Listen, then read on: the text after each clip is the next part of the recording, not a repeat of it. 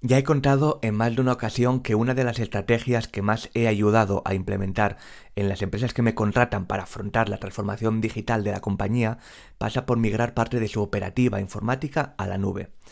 Es, como ya expliqué no pocas veces en la web, una carrera de fondo que debe estar bien articulada, donde el mayor problema no es puramente informático, sino social. Sin embargo, y a medio largo plazo produce sus frutos, y la organización acaba siendo más competitiva.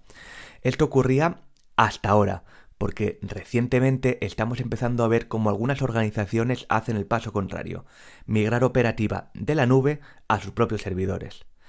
Es la llamada repatriación a la nube, y en este programa del podcast En Clave Digital vamos a hablar sobre sus porqués. Dentro vídeo.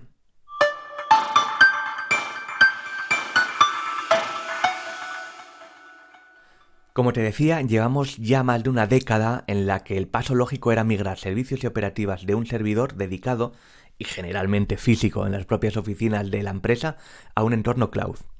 Y digo lógico porque con los datos en la mano, una infraestructura cloud, uno, sale más barata, al no tener que suplir los costes de la compra y mantenimiento del hardware donde opera, y pudiendo escalar en recursos de forma totalmente orgánica. Unos simples clics en una interfaz y sin tener, por tanto, que comprar e instalar otro servidor en la oficina, ya no solo para dar solución a la necesidad actual, sino también cubriendo potenciales necesidades de mayores recursos a futuro. 2. Es más segura, porque difícilmente una empresa, sea del tamaño que sea, va a poder competir en cuanto a talento con un gigante cloud como puede ser Amazon, Google, IBM o Microsoft.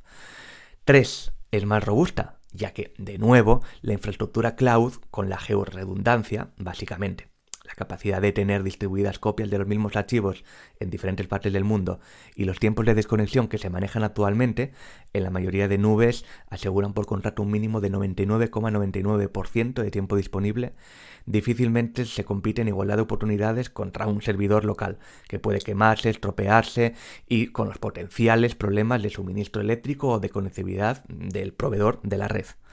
Y 4. Permite mayor grado de productividad, al estar pensada ya en la fase de diseño en ser accesible desde cualquier lado y con cualquier dispositivo, frente a un entorno local, generalmente mucho más limitado en cuanto a alcance, experiencia de usuario y disponibilidad. Recalco que esto ocurre tanto en media gran empresa como también en pymes e incluso autónomos, siendo estos dos últimos casos los que, sin lugar a dudas, más se han beneficiado de la llegada de nubes comerciales.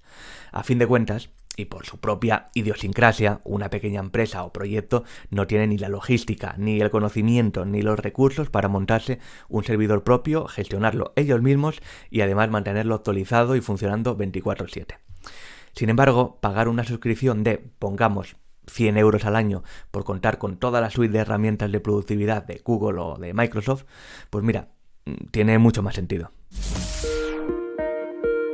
El factor humano es clave en cualquier proceso de digitalización.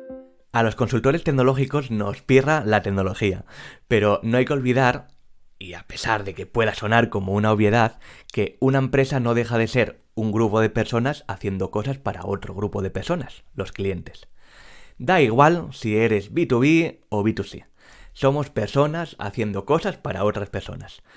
Y, por tanto, el foco debe estar en entender las necesidades reales del trabajador y del cliente, implantando una serie de tecnologías que supongan una mejora en su experiencia de uso. Es más, como te contaba al comienzo del podcast, realmente el mayor hándicap que me he encontrado en los procesos de transformación digital no es la propia definición de recursos o la implementación informática. Esto se estructura con una y varias reuniones del equipo para entender cuáles son sus necesidades y operativas del día a día, y luego se ejecuta en base al conocimiento que tenemos en este tipo de ecosistemas informáticos. El principal hándicap que me he encontrado es la propia reticencia de algunos trabajadores a abrazar nuevos sistemas, aunque ello suponga, a medio plazo, que tendrán que dedicar menos tiempo a tareas repetitivas y monótonas. En uno de los últimos proyectos de transformación digital en los que he estado envuelto, teníamos que migrar el servidor de correo, el sistema de reservas y calendarios de toda la organización, una empresa de servicios B2B, a un entorno cloud. En este caso, a G Suite, la infraestructura en la nube de Google para empresas. La migración se hizo en 2 fases, dando 2 meses de adecuación a las nuevas herramientas y formando a los trabajadores en cómo utilizarlas para ahorrar tiempo. 6 meses después, al hacer la evaluación final, descubrimos cómo el 20% de la plantilla incumplía sistemáticamente parte o la totalidad de procesos migrados a la nube, teniendo que duplicar el trabajo y por tanto perdiendo más tiempo. La principal razón que nos dieron es que ellos ya estaban acostumbrados a usar el servidor antiguo. Y, sin embargo, la digitalización funciona. Pese a ese 20%, lo cierto es que la empresa había mejorado significativamente los resultados frente al mismo semestre del año anterior. Y lo más importante de todo es que el resto de trabajadores sí había notado una mejora significativa en los procesos más pesados de su día a día. Es más, gracias a que ahora todo se trabaja desde la nube, estaban empezando a probar 2 días a la semana de teletrabajo. Algo que antes del cambio directamente era imposible. Aunque el servidor se podía acceder mediante VPN corporativa, algunos procesos requerían acceso a documentos Excel que, para evitar posibles conflictos de edición, solo estaban disponibles en unos ordenadores específicos de la oficina. De hecho, con la migración del correo y del servidor de almacenamiento a nubes como la de Google, se evitan, de golpe, 3 de los principales riesgos de seguridad en entornos corporativos. 1. Google es capaz de identificar el 99% de campañas de phishing. El correo de fraude en la mayoría de los casos ni tan siquiera llega como tal al trabajador, sino que éste solo recibe una alerta de que alguien desde esta dirección de correo le ha enviado un email que contenía un malware. 2. Somos inmunes al ransomware. Puede que nuestro ordenador se corrompa y el malware cifre nuestros documentos, pero al tenerlos sincronizados con Google Drive, bastaría con volver a una versión anterior para recuperarlos. Y los que creemos directamente con su suite son inmunes, ya que en sí no son documentos físicos, no ocupan espacio en nuestras carpetas. 3. Es posible parametrizar los permisos de acceso de cada trabajador, de manera que evitamos la pérdida de conocimiento cuando un trabajador se va y además minimizamos el perímetro de exposición frente a una potencial brecha de seguridad que afecte a uno de los trabajadores. Esto, recalco, es lo que suele pasar cuando afrontas una migración a la nube en una organización. La mayoría de los trabajadores acaban interiorizando los nuevos procesos y aprovechándose de su ventaja estratégica, pero siempre aparece alguna oveja negra que se niega por principios, lleva media vida haciendo algo de una manera y vas a venir tú ahora a decirle que hay otra forma mejor de hacerlo, o por simple proteccionismo, miedo a que el día de mañana, si esta serie de procesos se han documentado y estructurado correctamente, ya no sea tan necesario para la organización como ahora que solo él puede hacerlo. Los gestores ya están avisados desde el principio. Es más, a veces el problema viene dado precisamente por alguno de los jefes y no tanto por los trabajadores. Y aunque mi equipo puede ayudarles con la transición, ya depende de ellos el querer o no solucionarlo.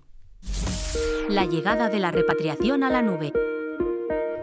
Sea como fuere, esto ha sido así, al menos hasta ahora. Y es que desde hace un par de años han empezado a surgir estudios que señalan un cada vez mayor interés de las organizaciones por recuperar el control directo de la infraestructura. Claro está, casi todos los estudios, como este de 451 Alliance, se centra en empresas de gran tamaño, justo aquel perfil de compañías que te comentaba, donde los beneficios del cloud corporativo ya no son tan distintos a los que ellos mismos con su propia infraestructura pueden llegar a conseguir.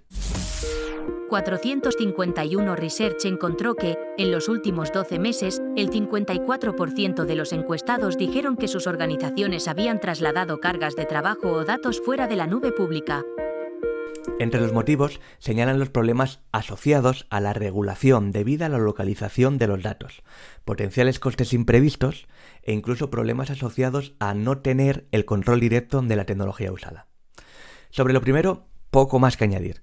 Es cierto que con los continuos cambios regulatorios en diferentes países, la decisión de apostar por una nube corporativa u otra puede acabar forzando a las empresas a realizar auténticos malabares para seguir cumpliendo la regulación y a la vez no tener que echar para atrás parte de su infraestructura. Recordemos, por ejemplo, que en Europa muchos usamos nubes creadas por empresas estadounidenses que pueden operar con los datos de europeos gracias a acuerdos bilaterales que duran unos pocos años. Cada cierto tiempo, y de hecho estamos actualmente en uno de esos procesos de transición con la DMA y la DSA europea, disclaimer, ya he dedicado 2 podcasts en exclusiva a cada una de estas normativas, así que si te interesa, échale un ojo a los programas anteriores. Toca ver cómo estas nubes deben cambiar el modo de uso de sus plataformas para cumplirlas o no, lo que nos puede dejar vendidos como clientes. Respecto a los costes imprevistos, muchas empresas de gran tamaño aseguran que las compañías de cloud computing les aplican tarifas ocultas, gastos extra no contemplados a priori cuando, por ejemplo, deben migrar a otra nube o cambios en las tarifas que impactan significativamente en los márgenes de negocio. Y por último, el tercer punto, que versa sobre la idoneidad o no del control directo de la tecnología, es el que más interesante me parece. Y es que pese a que a priori el no tener que gestionar directamente la infraestructura librara a las compañías de todas las problemáticas que ello entraña, lo que de nuevo debería repercutir en menores costes eventuales y periódicos, hay algunos elementos a considerar. Para empezar, es cierto que la concentración tecnológica supone, de facto, mayores riesgos de seguridad. Cuando cada compañía gestionaba su propia infraestructura, esta tiende a ser, por la propia escalabilidad tecnológica, menos segura ante ataques de ámbito local. Sin embargo, al delegar la responsabilidad de la seguridad en una plataforma gestionada por terceros, se concentran los riesgos, que pasan a ser globales, lo que se traduce en que quizás tu infraestructura acabe afectada por un ciberataque no dirigido hacia tu organización, sino hacia la de otro que está usando la misma nube que tú.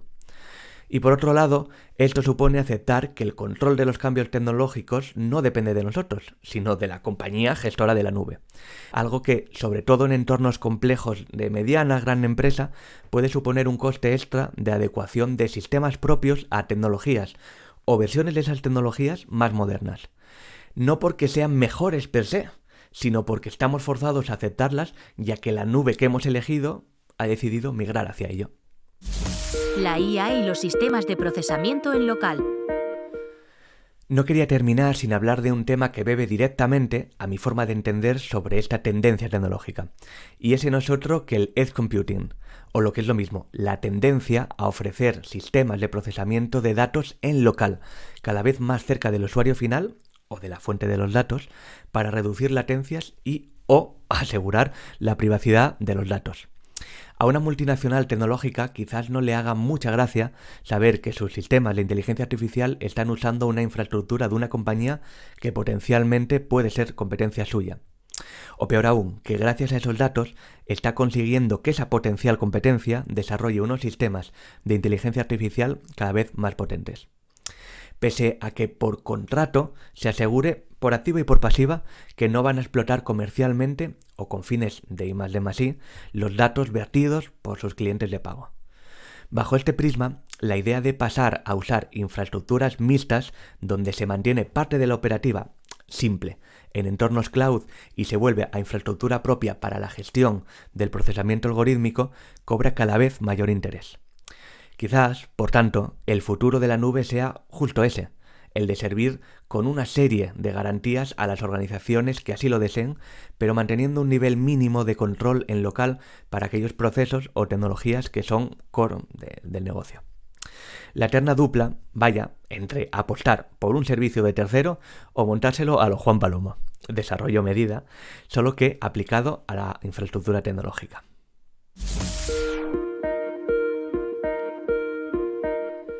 Hechas las presentaciones, ahora turno para ti. ¿Utilizas o os habéis planteado usar servicios en la nube en tu empresa? Y si es que sí, ¿os habéis planteado volver a arquitecturas híbridas o directamente en local? Te leo en comentarios.